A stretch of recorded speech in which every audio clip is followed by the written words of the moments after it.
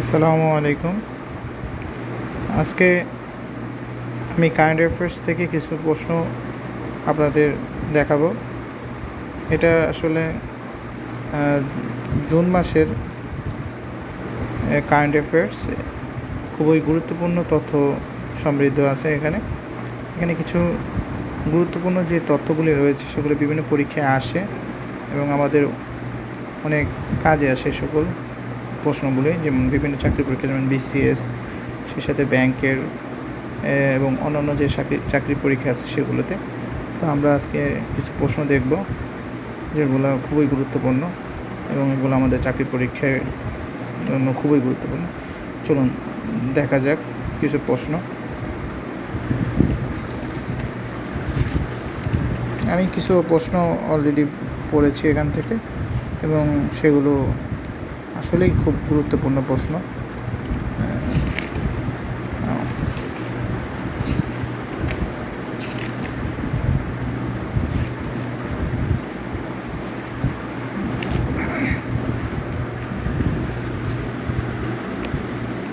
প্রথম প্রশ্ন, দুদকের ইতিহাসে প্রথম নারী মহাপরিচালক নির্বাচিত হন কে?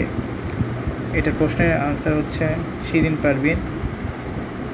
বাংলাদেশের প্রথম ব্যক্তি হিসেবে বিশ্বের চতুর্থ সর্বোচ্চ সিংহ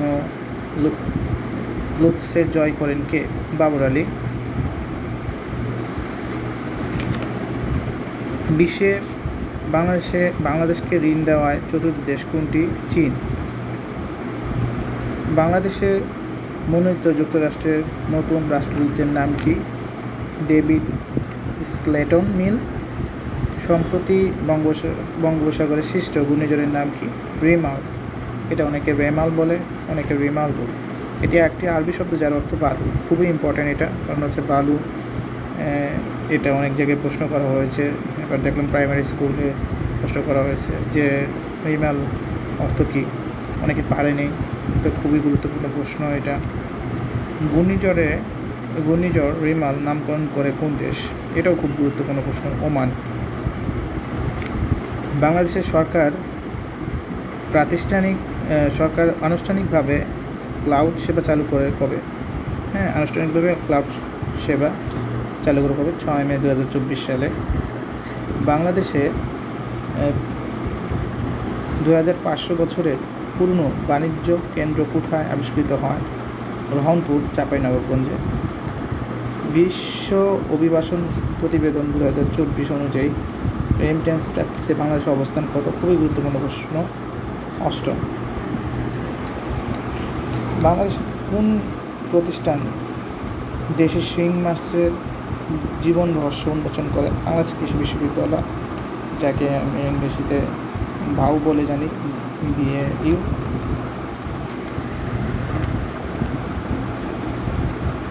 টাইমস ম্যাগাজিনে স্বাস্থ্য খাতে অবদান রাখা 100 প্রভাবশালীর মধ্যে কোন বাংলাদেশি স্থান পান? সাবেক স্বাস্থ্যমন্ত্রী জাহিদ মালেক হবে। আন্তর্জাতিক নিয়ে কিছু প্রশ্ন আছে যেগুলো খুবই গুরুত্বপূর্ণ। প্রথম ভারতীয় অভিনেত্রী হিসেবে কান চলচ্চিত্র উৎসবের আনসার্টেন রিগার্ড বিভাগের শ্রেষ্ঠ অভিনেত্রী পুরস্কার পান কে? অনসুয়া সেনগুপ্ত। ছবিটি হচ্ছে দ্য শেমলেস।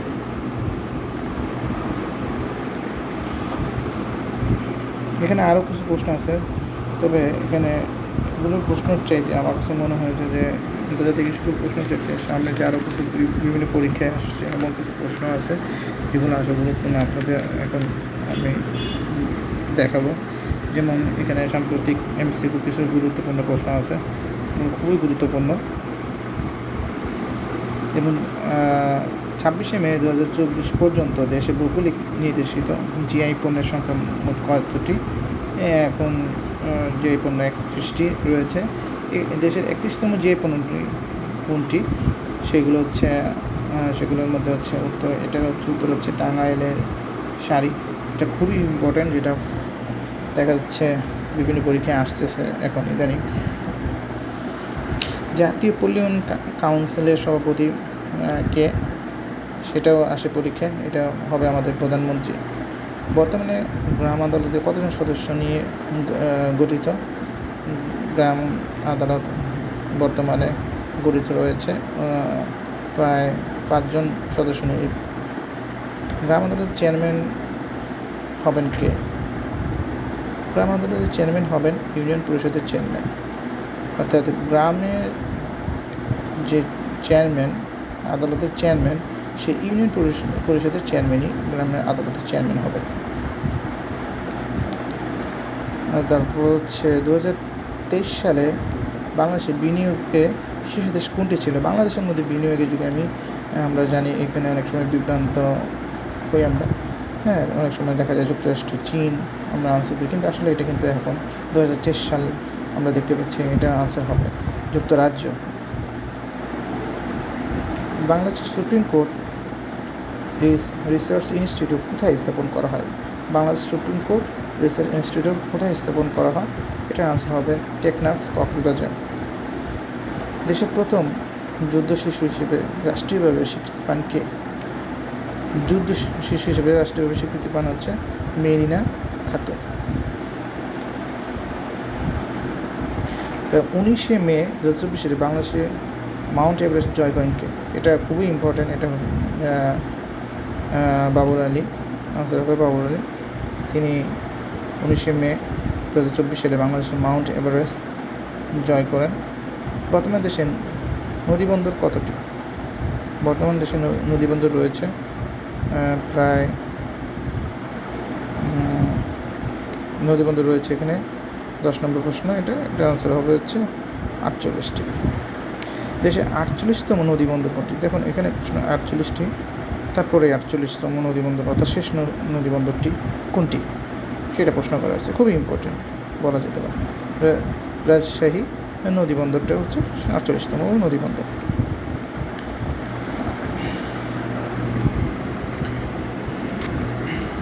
আচ্ছা, আরও কিছু প্রশ্ন আমরা দেখতে পারি, যেমন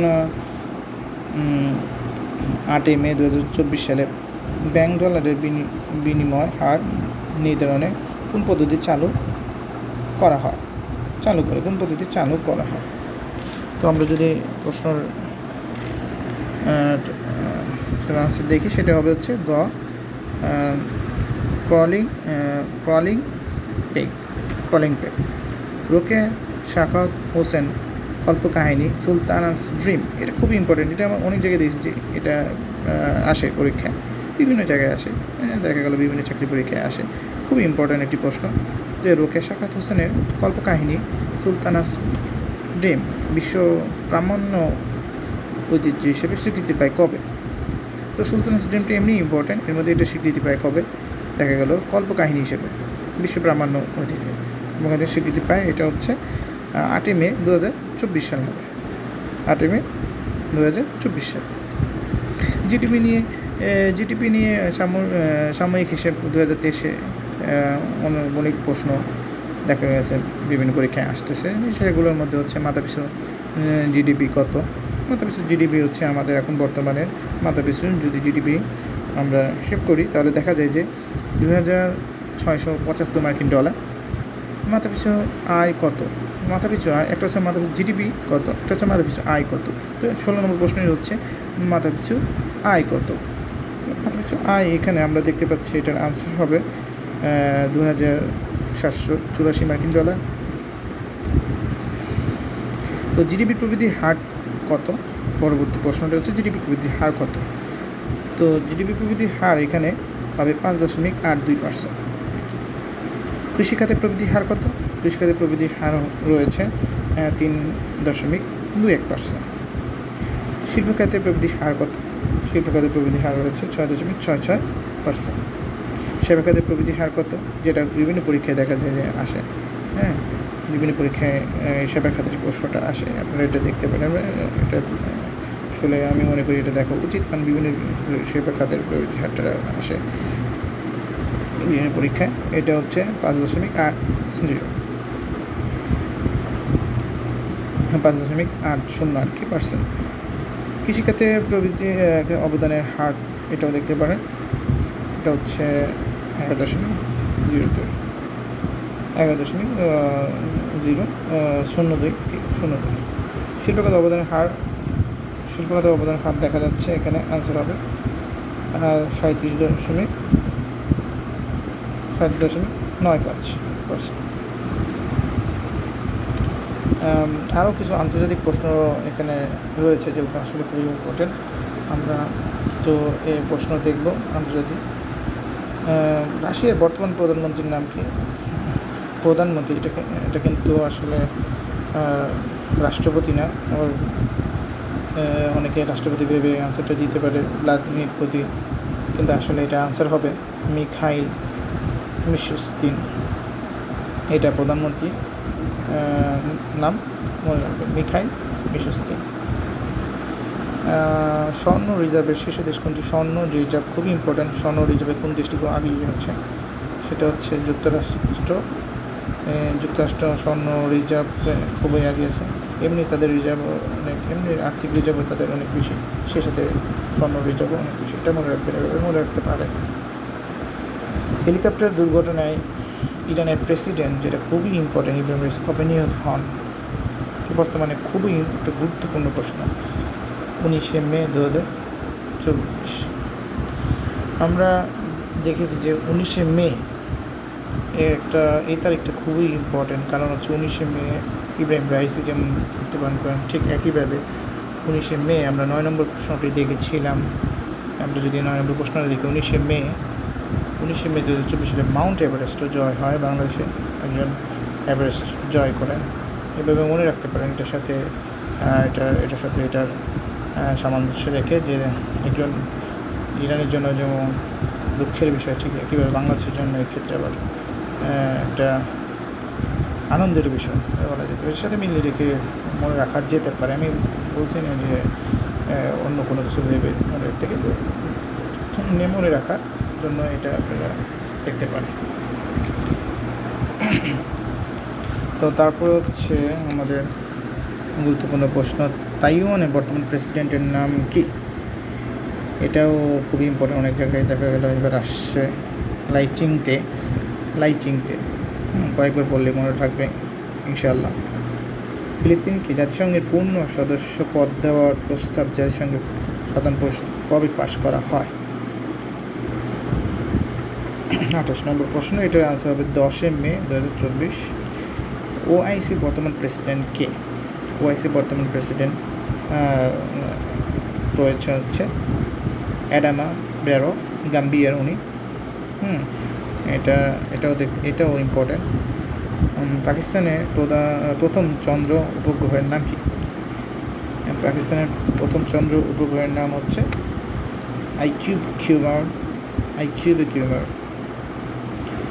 ধন্যবাদ। আজকে এই পর্যন্তই। এই প্রশ্ন বর্তমানে সাম্প্রতিক প্রশ্নগুলোর মধ্যে এবং আন্তর্জাতিক প্রশ্নগুলোর মধ্যে এগুলো খুবই গুরুত্বপূর্ণ। আপনারা এগুলো আশা করি ভালোভাবে আয়ত্ত করবেন এবং পড়বেন এবং আপনাদের কিছুটা উপকৃত হতে পারেন এখান থেকে। আল্লাহ হাফিজ।